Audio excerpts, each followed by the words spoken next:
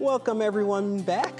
It is now time for our Pet of the Week segment, and today our guest is Keith Gisser from Herps Alive Foundation in South Euclid. Keith, thanks for joining us. Thanks for having us. Now usually we have little puppy dogs Fuzzy, and furry cats, stuff, maybe yeah. even a bird, but today you've got... This is a ball python. His name is Flame. And Flame is a variety called the Spider Fire. That's how he gets his name, Flame. Flame. There's several hundred different color varieties of ball pythons that have been developed by breeders. And so we figured we'd bring Flame down just because he looks a little bit different.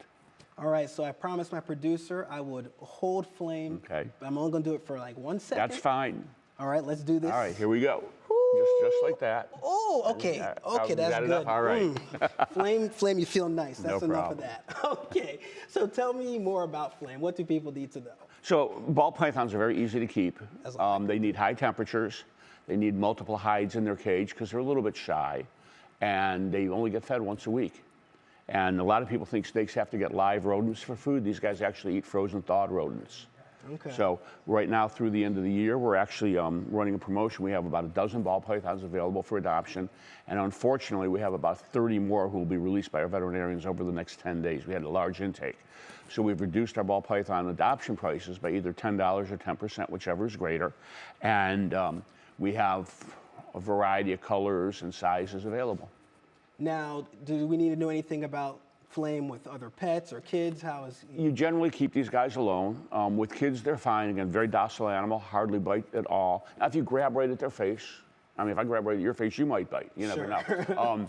But as long as you use common sense in handling, you don't have to worry about it. If you are handling a rodent, if you have a pet hamster or gerbil in the house, you might not want to handle the snake directly after handling that pet rodent.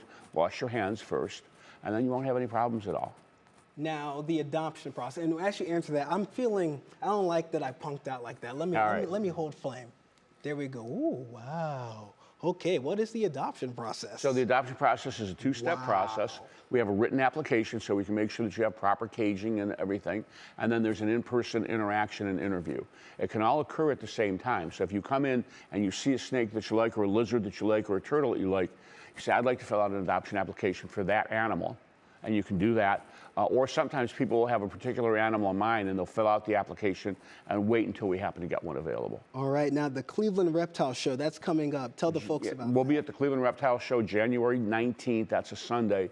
We're actually at an expo in Findlay, Ohio today. Some of our representatives are there.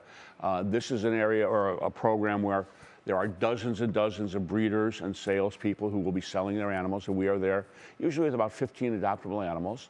And like I said, that's a monthly show out at the Medina County Fairgrounds. All right, here you go. It feels really, I don't even know how to describe it. Yeah. Very They're not interesting. slimy, they're just kind of rubbery or leathery. Yeah. Yeah.